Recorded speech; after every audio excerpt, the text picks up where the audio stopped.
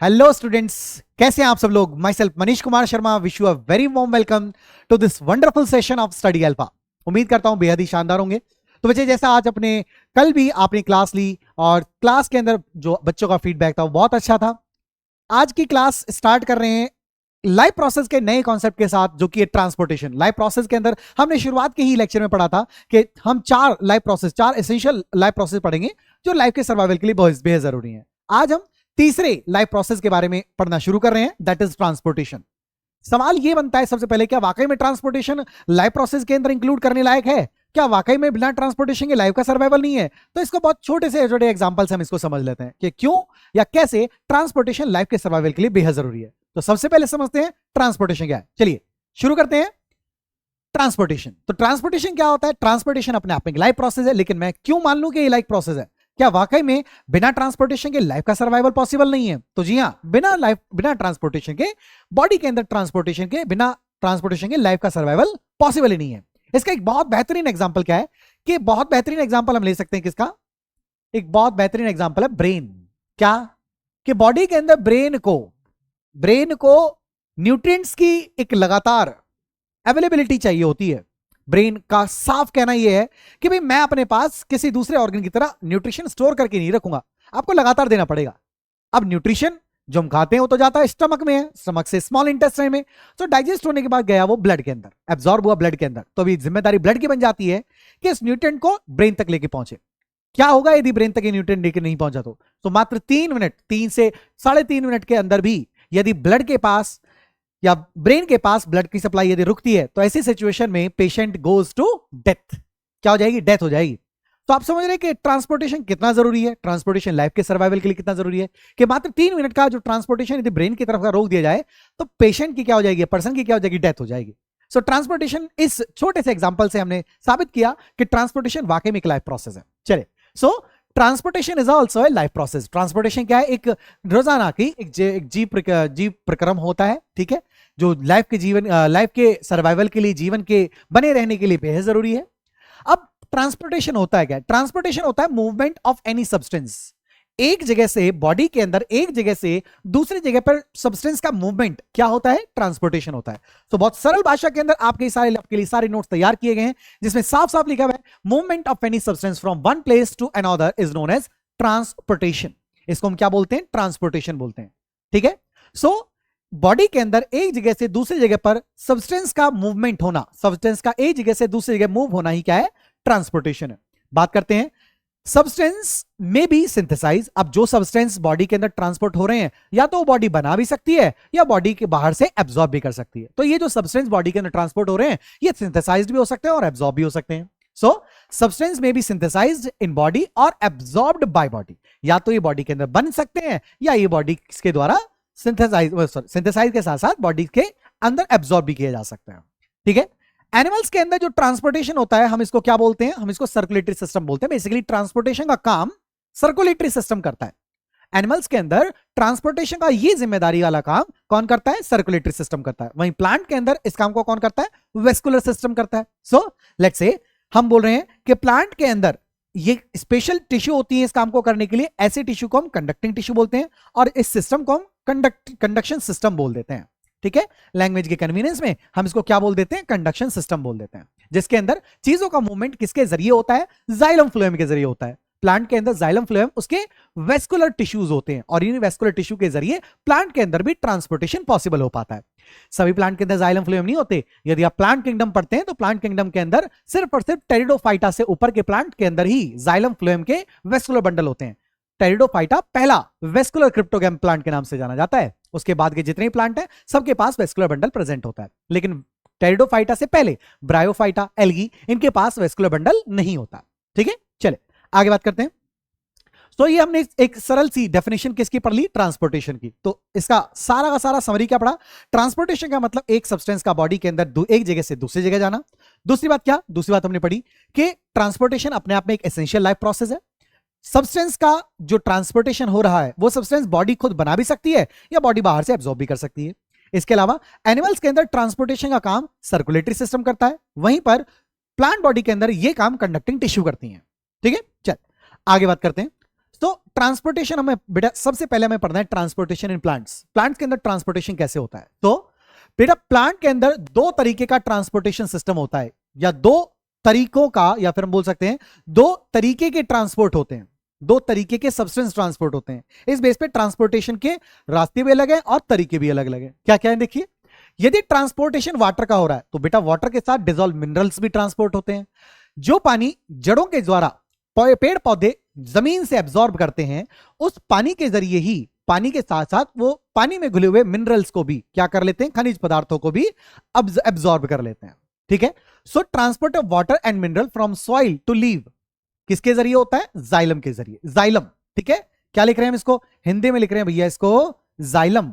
तो आप याद रखेंगे ज से जाइलम और ज से जल। ठीक है, तो याद रखने का एक तरीका बन गया। जाइलम किसको ट्रांसपोर्ट करेगा? जल को ट्रांसपोर्ट करेगा। ना सिर्फ जल को, बल्कि जल के साथ घुले हुए जो उसके खनिज पदार्थ होते हैं मिट्टी के अंदर मौजूद, उस खनिज पदार्थों को भी क्या करेगा? ये ट्रांसपोर्ट करेगा। कौन? जाइलम। ठीक है, बात करते हैं ट्रांसपोर्टेशन फूड का भी होगा। तो फूड का ट्रांसपोर्टेशन किसके जरिए होगा? फूड का ट्रांसपोर्टेशन फ्लोएम के जरिए होगा। अब देखो फ्लोएम को मैं ऐसे कुछ करके लिख सकता हूं ना, फ से शुरू हो रहा है फ्लोएम, तो फ से शुरू होने की वजह से क्या बोल रहे हैं? फूड का ट्रांसपोर्टेशन। तो फूड का ट्रांसपोर्टेशन फ्लोएम से और जल का ट्रांसपोर्टेशन जाइलम से। हो गया ना कितना आसान, किसी तरीके को कंफ्यूजन ही नहीं बनेगा। ज से जाइलम जल, फ से फ्लोएम फूड। इस तरीके के ट्रांसपोर्टेशन प्लांट बॉडी के अंदर दो अलग अलग तरीके की कंडक्टिंग टिश्यू करती हैं। ठीक है, चलिए बात करते हैं बेटा पानी का, या पानी के अंदर जो डिसॉल्व मिनरल्स हैं प्लांट के अंदर कैसे ट्रांसपोर्ट होते हैं। ठीक है, सबसे पहले आपको दिखाया गया है एक समराइज व्यू के अंदर कि पानी को एक्चुअल में जाना कहां से कहां में है, कहां से कहां जाना है। तो बेटा ये स्टार्टिंग पॉइंट है, फर्स्ट पॉइंट है, स्टार्टिंग पॉइंट ये है। तो ये बेटा आपको रूट हेयर दिखाई गई है यहां पर, और रूट हेयर के साथ आपको आसपास ये चार पार्टिकल जो दिखाए गए हैं, दीज आर सॉइल पार्टिकल्स। ये क्या है? मिट्टी के कण हैं। मिट्टी के कण के आप बीच में यहां पर क्या मौजूद है बेटा? यहां पर मौजूद है वाटर। यहां पे क्या मौजूद है? ये सारे में यहां पर क्या मौजूद है? ये सारा का सारा क्या मौजूद है बेटा? ये सारा का सारा है वाटर। ये सारा का सारा यहां पर क्या बेटा? वाटर है। ठीक है, सो अब क्या होगा? वाटर के एब्जॉर्प्शन का काम शुरू कर देती है रूट हेयर। याद रखेंगे रूट के पास, जड़ों के पास क्या होते हैं? रूट हेयर्स होते हैं, जिनसे न सिर्फ गैशियस एक्सचेंज, ब्रीदिंग के लिए, रेस्पिरेशन के लिए गैशियस एक्सचेंज, बल्कि जो सॉइल पार्टिकल के आसपास जो वाटर मौजूद है, जो मॉइस्चर मौजूद है, उस मॉइस्चर को भी एब्जॉर्ब करके प्लांट अपनी वाटर रिक्वायरमेंट को भी पूरा करता है। अब यहां पे क्या करेगा प्लांट? देखेंगे ध्यान से, यहां पर प्लांट ने वाटर को एब्जॉर्ब किया। सबसे पहले वाटर गया बेटा कहां? रूट हेयर में। तो सबसे पहले कहां गया? Root hair. रूट हेयर के बाद ये वाटर, एक्चुअली रूट हेयर है क्या? तो बेटा यहां पे साफ साफ दिख रहा है आपको, रूट हेयर रूट की एपिडर्मिस जो सेल होती है, एपिडर्मिस जो लेयर होती है, उन्हीं सेल्स का एक्सटेंशन होता है। सेल का यही एक्सटेंशन किस नाम से आना जाता है? Root hair. एक्सटेंशन क्या होता है भाई? एक जो बोल सकते हैं कि एपिडर्मिस की कुछ सेल्स ऐसी होती हैं जो फैल जाती हैं और फैल करके कुछ हेयर लाइक स्ट्रक्चर बना देती हैं। उन्हीं हेयर लाइक स्ट्रक्चर को क्या कहा गया है? रूट हेयर कहा गया है। रूट हेयर क्या करता है? एब्जॉर्प्शन का सरफेस एरिया बढ़ा देता है, ताकि वाटर ज्यादा से ज्यादा जल्दी से जल्दी एब्जॉर्ब हो जाए। तो वाटर एब्जॉर्ब होने के बाद कहां पर जाता है? वाटर एब्जॉर्ब होने के बाद जाता है किसमें? कॉर्टेक्स में। ये कॉर्टेक्स रीजन है रूट का। सो रूट का ये वाला रीजन देख रहे हैं, कॉर्टेक्स रीजन है। पानी ऑस्मोसिस की प्रक्रिया के द्वारा एक जगह पे पहले इस सेल के अंदर कंसंट्रेशन हाई होगी, इस हाई कंसंट्रेशन से पास वाली लो कंसंट्रेशन वाली सेल में पानी ऑस्मोसिस के जरिए वहां पहुंचेगा। वहां से जैसे ही कंसंट्रेशन हाई होगी, पास वाली सेल जिसमें कंसंट्रेशन लो है उसमें ही पानी पहुंचेगा, और धीरे धीरे करके पानी फाइनली कहां पहुंच जाएगा? धीरे धीरे करके ये पानी एंडोडर्मिस और पेरिसाइकिल की लेयर को पार करते हुए बेटा कहां पहुंच जाएगा? ये पहुंच जाएगा जाइलम में। सो जाइलम तक पहुंचने का जो काम है ये ऑस्मोसिस के जरिए हो गया। लेकिन सवाल ये है कि चलिए ठीक है, यहां पे पानी का हॉरिजॉन्टल मूवमेंट है, बहुत आसानी से हो गया सर, लेकिन अब इसके बाद पानी ऊपर कैसे जाएगा?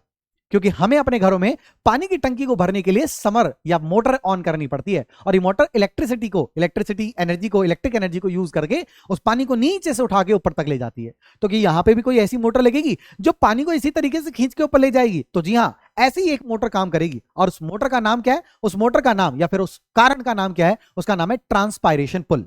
क्या नाम है इसका? ट्रांसपायरेशन पुल। तो फिर से समझेंगे बेटा, पानी यहां से सबसे पहले रूट हेयर के अंदर गया bye the process of osmosis, और ऑस्मोसिस के जरिए सेल टू सेल पहुंचता हुआ कहां तक पहुंच जाता है? जाइलम तक पहुंच जाता है। जाइलम तक पहुंचने का ये पूरी प्रक्रिया ऑस्मोसिस के जरिए पूरी हो जाती है। सवाल यह बनता है कि जाइलम से अब पानी को ग्रेविटी के अपोजिट में जाना है, गुरुत्वाकर्षण का जो बल है उसके अपोजिट, उसकी विपरीत दिशा में इसको जाना है, और विपरीत दिशा में जाने के लिए इसको गुरुत्वाकर्षण बल को क्या करना पड़ेगा, डोमिनेट करना पड़ेगा। गुरुत्वाकर्षण बल को भी ज्यादा, गुरुत्वाकर्षण बल से भी ज्यादा एक पुलिंग फोर्स लगाना पड़ेगा जिससे पानी ऊपर की तरफ जा सके। तो इसके लिए कौन जिम्मेदार है बेटा, इसके लिए जिम्मेदार होगा ट्रांसपायरेशन पुल। तो चलिए एक बार पढ़ लेते हैं कि हमारे पास जो नोट्स आपके लिए अवेल कराए जाएंगे उन नोट्स में क्या लिखा हुआ है। ठीक है, चलिए। सो लिखा हुआ है water enters the root hair by the osmosis. Water root hair में एंटर करता है by the process of osmosis. इसके बाद water passes across the root from cell to cell by osmosis. Osmosis के जरिए पानी सेल से सेल, एक कोशिका से दूसरी कोशिका चलने लगता है। इसके बाद it also seeps between the cell, ये सेल्स के इंटरसेलुलर स्पेस में भी क्या हो जाता है, पहुंच जाता है।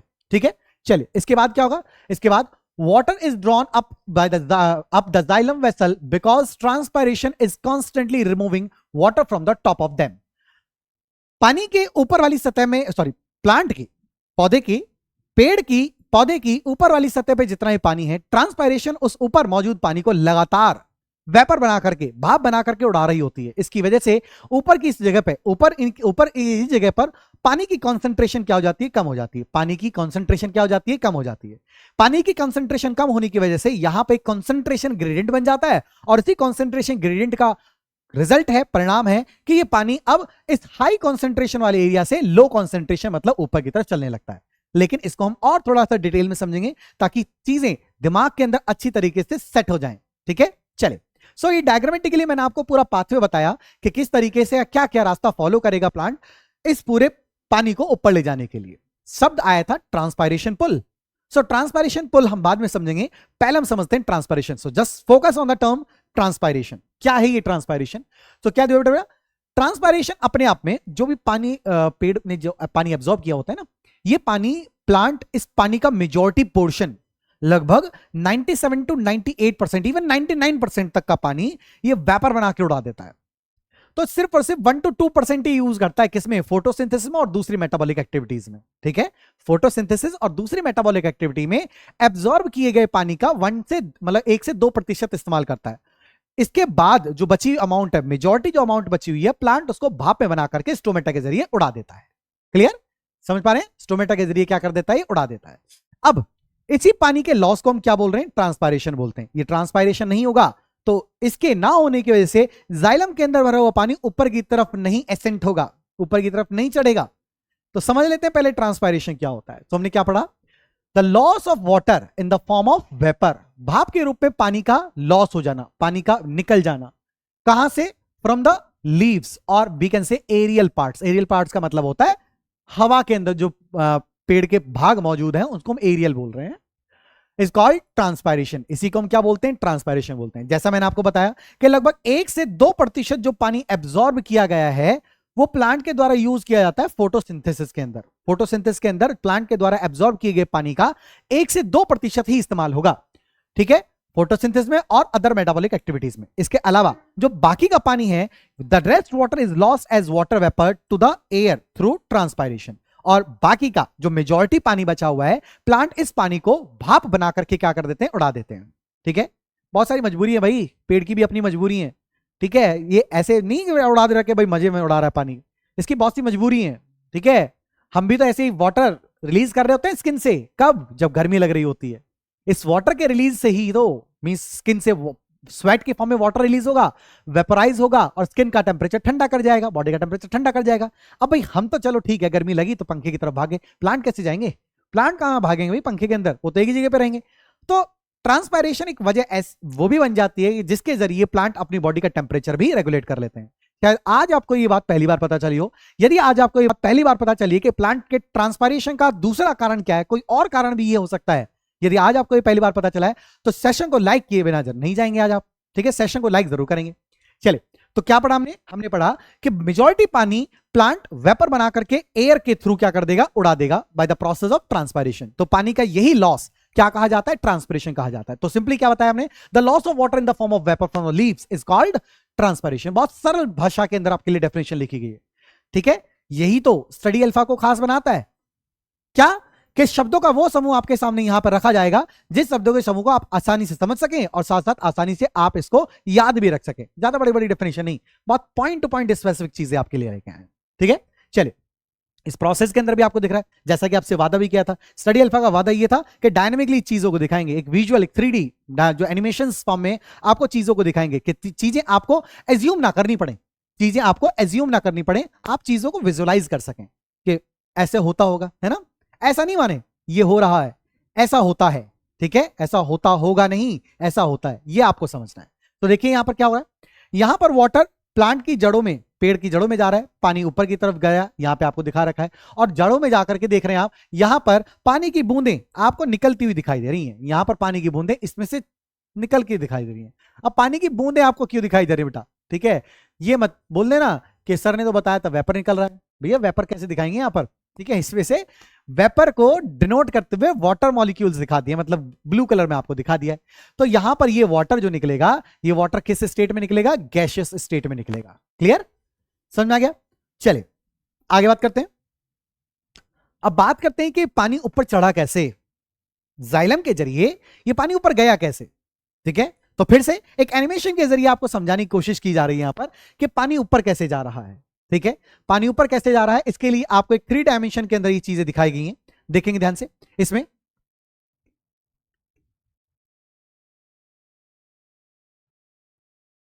पानी के मॉलिक्यूल्स आपको दिख रहे हैं लगातार ऊपर जा रहे हैं। पानी के ये मॉलिक्यूल जिस ट्यूब के अंदर जा रहे हैं, इसी ट्यूब का नाम जाइलम है, जाइलम की वेसल्स हैं। अब इसका थोड़ा सा एक मैग्नीफाइड व्यू आपको दिखाया गया है। यहां पर एक मैग्नीफाइड व्यू में आपको यहां पे वाटर मॉलिक्यूल दिखाया गया है, यहां पर वाटर मॉलिक्यूल दिखाया गया है, ध्यान से समझेंगे बेटे। क्या है ये, इसको हम बोल रहे हैं सक्शन प्रेशर। पानी के ऊपर, जाइलम के अंदर भरे हुए पानी में एक सक्शन, एक खिंचाव लगता है। ये खिंचाव लग रहा है ट्रांसपिरेशन की वजह से, लेकिन इस बात की क्या गारंटी है कि लगने वाला ये सक्शन प्रेशर सारे पानी को ऊपर की तरफ खींच लेगा। भाई ऐसा भी तो हो सकता है कि सिर्फ पानी की टॉप लेयर को खींच ले, नीचे कहां तक ये सक्शन प्रेशर लगेगा। तो इसको समझने के लिए यहां पर थ्योरी कौन सी हम पढ़ेंगे, adhesion, cohesion adhesion theory, cohesion adhesion theory, ध्यान समझेंगे। जाइलम के अंदर मौजूद ये वाटर मॉलिक्यूल्स यहां पर आपस में अटैच होते हैं, आपस में इनके बीच में क्या होता है, एक वीक फोर्स काम करता है, जो केमिस्ट्री में आप आगे पढ़ेंगे, एक वैंडरवॉल फोर्स काम करेगा। कौन सा, वैंडरवॉल फोर्स, ठीक है, वैंडरवॉल फोर्स। ये वैंडरवॉल फोर्स क्या करेगा, दोनों वाटर मॉलिक्यूल को आपस में जोड़ के रखेगा। सेम चीजें के बीच में यदि फोर्स ऑफ अट्रैक्शन होता है तो ऐसे फोर्स ऑफ अट्रैक्शन को हम कोहेशन बोलते हैं, लेकिन दो अलग अलग चीजों के बीच में फोर्स हो तो एडिशन। फॉर एग्जांपल यदि बात करें किसकी, मान लीजिए ए नाम का सब्सटेंस बी नाम के सब्सटेंस के साथ अट्रैक्शन फील करता है, तो जब ये सब्सटेंस दोनों अलग अलग हैं तो इस तरीके के अट्रैक्शन फोर्स को हम एडेसिव फोर्स कहते हैं, या फिर इनको एडेशन कहते हैं। लेकिन यदि ए के साथ ही स्ट्रांगली बाउंड हो जाए तो इस फोर्स को हम कोहेशन कहते हैं। सेम पार्टिकल सेम मॉलिक्यूल्स के बीच में कोहेशन और डिफरेंट पार्टिकल डिफरेंट मॉलिक्यूल्स के बीच में एडिशन। बहुत आसान है, ठीक है। चले तो क्या होगा यहां पर सरल भाषा के अंदर समझें तो वाटर मॉलिक्यूल का आपस में क्या होगा, वाटर मॉलिक्यूल का आपस में होगा कोहेशन, और वाटर मॉलिक्यूल का जाइलम की वॉल के साथ क्या होगा बेटा, जाइलम की वॉल के साथ होगा एडिशन, जाइलम की वॉल के साथ एडिशन, और वाटर मॉलिक्यूल का वाटर मॉलिक्यूल के साथ कोहेशन। बहुत आसान है, वाटर मॉलिक्यूल का वाटर मॉलिक्यूल के साथ कोहेशन और वाटर मॉलिक्यूल का जाइलम की वॉल के साथ एडिशन। तो सर आपने ये तो बता दिया कि वाटर मॉलिक्यूल का वाटर मॉलिक्यूल के बीच में जो कोहेशन है वो किसकी वजह से है, वैन डर वाल्स फोर्स की वजह से है। तो ये बताइए वाटर मॉलिक्यूल का जाइलम की वॉल के साथ कौन सा फोर्स है। So it is believe to be electrostatic force. ये कौन सा फोर्स माना जाता है, वीक इलेक्ट्रोस्टैटिक फोर्स। सो इस वजह से क्या हो जाता है, वाटर मॉलिक्यूल जाइलम की वॉल से अट्रैक्ट होने लगते हैं। अब आगे समझते हैं बेटा। सो evaporation of water molecule from the cells of leaf creates a suction pressure which pulls water from the xylem cells of root। मतलब क्या, जो पानी प्लांट ने ऊपर एब्जॉर्ब करके अपने पास रखा हुआ है, भाई कल भी तो प्लांट ने पानी एब्जॉर्ब किया होगा, लेकिन आज हम देखें तो हमने ये देखा प्लांट के पास कल का पानी मौजूद है, तो इसने कल के पानी को तो वेपर बना के उड़ा दिया, जिसकी वजह से ऊपर वाटर की कॉन्सेंट्रेशन कम हो गई।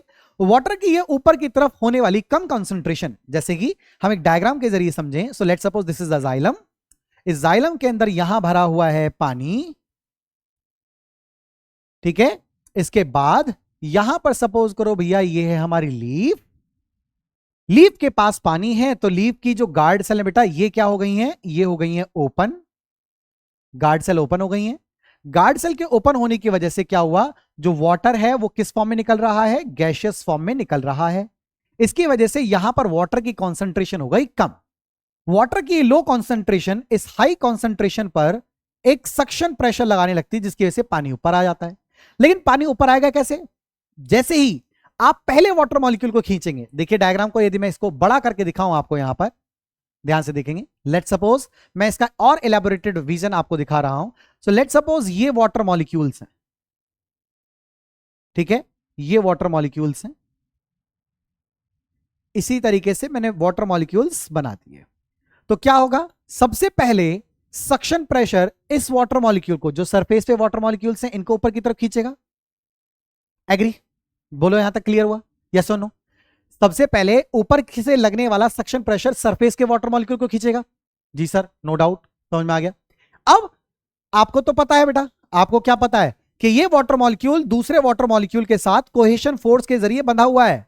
ये वाटर मॉलिक्यूल दूसरे वाटर मॉलिक्यूल के साथ कोहेशन फोर्स के जरिए बंधा हुआ है। तो जब ये पानी का मॉलिक्यूल ऊपर की तरफ शिफ्ट होगा, तो ये अपने साथ नीचे के वाटर मॉलिक्यूल को भी अपनी तरफ अपने साथ शिफ्ट करा लेगा। इसी तरीके से नीचे की तरफ भी क्या लगेगा, नीचे की तरफ भी कोहेशन फोर्स होगा। और ये कोहेशन फोर्स क्या करेगा, एक इंटायर लेयर ऑफ वाटर, एक entire continuous layer of water को ऊपर की तरफ चढ़ाने लगेगा। बोले क्लियर हुआ? सभी को एक कॉन्सेप्ट क्लियर हुआ कि पानी किस तरीके से ऊपर की तरफ चढ़ता है। सो इसी को हम बोलते हैं बेटा कोहेशन एडिशन थ्योरी। सो ट्रांसपिरेशन पुल के अलावा, जो ट्रांसपिरेशन पुल पानी के ऊपर एक सक्शन प्रेशर लगाता है, उसके साथ साथ पानी के अंदर मौजूद कोहेशन एडिशन का फोर्स पानी के एक बल्क को ऊपर की तरफ मूव कराने के लिए बेहद जिम्मेदार होता है। उम्मीद है कि वाटर का ये ट्रांसपोर्ट आज आपको बखूबी बहुत अच्छी तरीके से समझ में आया होगा। इन केस यदि आपका फिर भी कोई डाउट रह जाता है, सेशन को वापस जाकर के फिर से एक बार रिवाइज करके इसको पढ़ेंगे, तो सेशन को यदि आप वापस जाके पढ़ते हैं तो चीजें रिवाइज होंगी और आपको फिर से ही कॉन्सेप्ट समझ में आ जाएगा। क्लियर? बावजूद इसके भी यदि आपका कोई डाउट रह जाता है, टेलीग्राम का लिंक आपके लिए सेशन के एंड में दिया जाएगा। उस टेलीग्राम के लिंक को फॉलो करना है, ज्वाइन करना है टेलीग्राम चैनल पे, और जो भी नोट्स आपको वहां पे मिलते हैं, नोट्स में स्पेसिफिकेशन करके आप डाउट को रेज कर सकते हैं। सभी टीचर आपके रिलेवेंट सब्जेक्ट के जो भी डाउट है उसको बताने के लिए हमेशा वहां प्रेजेंट रहे। चलिए आगे बात करते हैं। अब बात करते हैं बेटा, ये तो हमने पढ़ लिया ट्रांसपोर्टेशन ऑफ वाटर। अब हम पढ़ रहे हैं ट्रांसपोर्टेशन ऑफ फूड। फूड का ट्रांसपोर्टेशन कैसे होगा? सबसे पहली बात, transportation of simple sugar is called translocation. सबसे पहली बात, ठीक है भैया, सबसे पहली बात, ट्रांसपोर्टेशन और ट्रांसलोकेशन में अंतर है। और अंतर क्या है? अंतर है, ट्रांसलोकेशन होता है transport of simple sugar. Means कहने का यह है, सीधा सा तात्पर्य है कि पेड़ पौधों के अंदर फूड का जो मूवमेंट है, फूड का ट्रांसपोर्ट है, उस फूड के ट्रांसपोर्ट को हम क्या बोलते हैं? ट्रांसलोकेशन बोलते हैं। वहीं transportation is carried out by vascular tissue called phloem. अब फूड का ट्रांसपोर्ट है, फर्स्ट से फूड फर्स्ट से फ्लोएम है ना, बताया था। तो फूड का ट्रांसपोर्ट किसकी जिम्मेदारी बनता है? फ्लोएम की जिम्मेदारी बनता है। तो अब फ्लोएम इस फूड को ट्रांसपोर्ट करने के लिए तैयार है और फ्लोएम इस फूड का ट्रांसपोर्टेशन करना शुरू कर देती है। लेकिन अब हम बात कर रहे हैं कि फ्लोएम के जरिए फूड का ट्रांसपोर्टेशन कैसे होता है। ठीक है, ऐसे थोड़ा ना छोड़ना है भाई, हम हर कॉन्सेप्ट को डेप्थ में समझना है, ठीक है, ताकि कल को ये हमारे पास बहाना ना रहे कि हमने तो पढ़ा नहीं है, हमें पढ़ाया नहीं गया है। ठीक है, यदि आप स्टडी अल्फा के स्टूडेंट है तो इस तरीके का एक्सक्यूज आप नहीं देंगे, आपको पढ़ाया गया है। ठीक है, आपकी हर एक बेस को पूरी तरीके से अच्छी तरीके से स्ट्रॉन्ग किया गया है। ये आश्वासन, ये कमिटमेंट स्टडी अल्फा की है, और इसी कमिटमेंट को पूरा करने के लिए हम समझेंगे कि कैसे प्लांट के अंदर फूड का ट्रांसपोर्टेशन होता है, ध्यान रखेंगे। चलिए, सो लेट्स सपोज बेटा ये है हमारे पास लीफ, जिसके अंदर फूड बनेगा।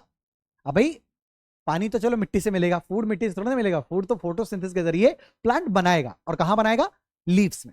सो लीव्स में फूड बनेगा, और लीव्स में फूड बनने के बाद लेट्स सपोज बेटा यहां पर समझने के लिए हम इसको बोल रहे हैं, ये बेटा फ्लोएम। ये क्या बच्चे? ये है फ्लोएम। लेट कंसीडर ये क्या बेटा? फ्लोएम। और फ्लोएम के इस साइड में क्या चल रहा है? फ्लोएम। फ्लोएम के साइड में एक और चीज भाई, फ्लोएम के साइड में क्या चीज बनाए? फ्लोएम के साइड में यहां पर क्या है? फ्लोएम के साइड में यहां पर है जाइलम। ठीक है, आप जानते हो भी भैया जाइलम तो वही चीज है जिसमें क्या है? जिसमें वाटर प्रेजेंट है। ये तो बताया था अभी, है ना? जाइलम में तो वाटर प्रेजेंट होगा। एग्री? तभी इस बात से सहमत हैं भाई कि जाइलम के अंदर क्या प्रेजेंट होगा? वाटर प्रेजेंट होगा। लेट्स सपोज जाइलम को पूरा हमने पानी से भर दिया।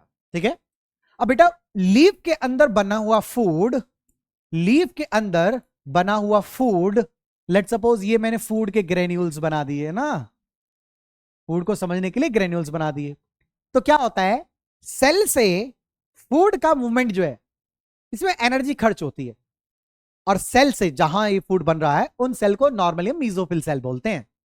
तो मीजोफिल सेल से सबसे पहले फूड को फ्लोएम के अंदर जाना है, क्योंकि जिम्मेदारी फ्लोएम की है कि ट्रांसपोर्ट फूड को कराए। तो पहली जिम्मेदारी फ्लोएम को हम तभी तो देंगे जब फ्लोएम तक उस सामान को सौंप दें जिसके ट्रांसपोर्टेशन की जिम्मेदारी इसको दी जाएगी। तो सबसे पहले फ्लोएम तक फूड का ट्रांसपोर्टेशन किया जाएगा और इस ट्रांसपोर्टेशन में लगेगी एनर्जी।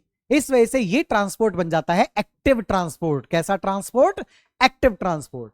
सो ये जो फूड पार्टिकल्स हैं ये किस में जाएंगे? ये जाएंगे फ्लोएम के पास, और फ्लोएम के पास जाने के लिए क्या खर्च होगी बेटा?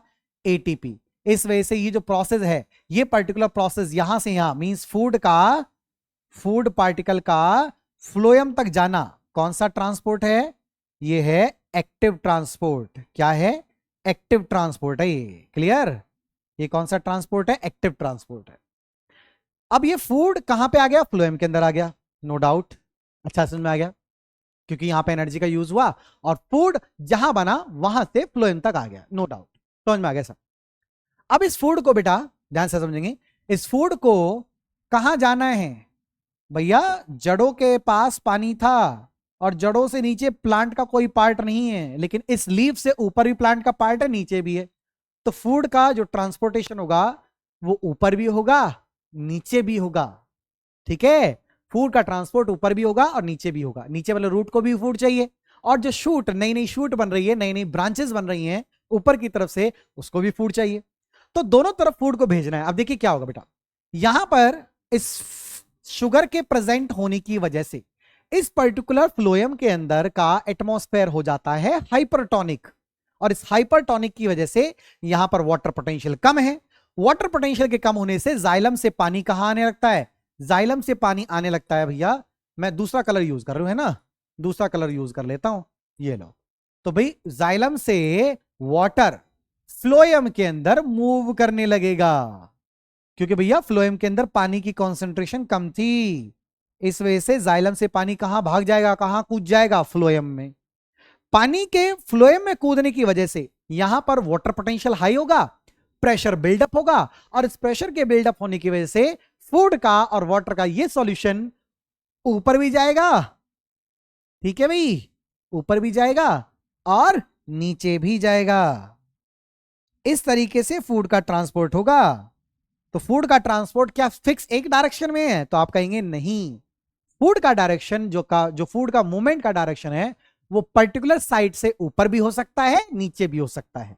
जिस भी जगह पे कंसंट्रेशन लो होगी, पानी के आ जाने से यहां कंसंट्रेशन हाई हो गई, और यहां हाई कंसंट्रेशन से फूड का ये सॉल्यूशन हर उस जगह पे पहुंच जाएगा जहां पर फूड की जरूरत है, जहां पर फूड की रिक्वायरमेंट है। बोलिए, तो वाटर का ट्रांसपोर्ट और फूड का ट्रांसपोर्ट, मैं उम्मीद करता हूं कि आपको बेहद अच्छी तरीके से समझ में आया होगा। याद रखें कि वाटर के इस ट्रांसपोर्ट को, जहां पानी ऊपर की तरफ जा रहा है बेटा, इसको हम बोलते हैं एसेंट ऑफ सैप। एसेंट का मतलब होता है बेटा क्या? ऊपर किसी का चढ़ना। एसेंट ऑफ सैप इसको बोलते हैं। ठीक है, इसको क्या बोलते हैं? Ascent of SAP. क्लियर? सो उम्मीद करता हूं कि प्लांट के अंदर का ये ट्रांसपोर्टेशन का तरीका, प्लांट के अंदर वाटर के साथ डिसॉल्व मिनरल के ट्रांसपोर्ट का तरीका, साथ ही साथ प्लांट के अंदर फूड के ट्रांसपोर्ट का तरीका आपको पूरी अच्छी तरीके से समझ में आया। साथ ही साथ इसके बेसिस, आधार, ट्रांसपोर्टेशन के आधार क्या है, क्यों ट्रांसपोर्टेशन एक फिक्स डायरेक्शन में हो रहा है, इस बात के आधार का आपको पता चल गया होगा। ठीक है, तो आज के बाद आप ये नहीं कहेंगे कि हमें नहीं पढ़ा, एनसीईआरटी में इतना ही लिखा हुआ है, हमने इसके बियॉन्ड पढ़ा नहीं, हमें पढ़ाया नहीं। ठीक है, आपका बेस बिल्कुल क्रिस्टल क्लियर होगा, बेस बिल्कुल स्ट्रांग होगा। ठीक है, इस बात की कमिटमेंट स्टडी अल्फा के साथ होगी, और स्टडी अल्फा के साथ यदि कमिटमेंट है तो आप भी स्टडी अल्फा के मेंबर हो जाते हैं, क्योंकि आपको ये कमिटमेंट भी अपने आप से करनी होगी कि बताए गए सारे के सारे बेसिक कॉन्सेप्ट जो कि आपके बेस को, फाउंडेशन को स्ट्रांग करने के लिए, ये सारे के सारे आपको एसिमुलेट कर लेने हैं। तो टेलीग्राम का ये चैनल आपको ज्वाइन कर लेना है, जिसपे आपको रोजाना की पढ़ाई गई क्लास की पीडीएफ आपको ऑलरेडी प्रिपेयर्ड फॉर्म में मिल जाती है। आपको किसी तरीके के कोई नोट्स नहीं बनाने पड़ेंगे। ठीक है, आपको सारे के सारे नोट्स प्रिपेयर्ड फॉर्म में, सारे के सारे नोट्स मिल जाएंगे टेलीग्राम चैनल पर। सो उम्मीद करते हैं कि सेशन आपको बेहद पसंद आया। कल की क्लास के अंदर, नेक्स्ट क्लास के अंदर पढ़ेंगे ट्रांसपोर्टेशन इन एनिमल्स, जिसके अंदर पढ़ेंगे हम ब्लड वेस्कुलर सिस्टम के बारे में. Till then, thank you all, goodbye to all.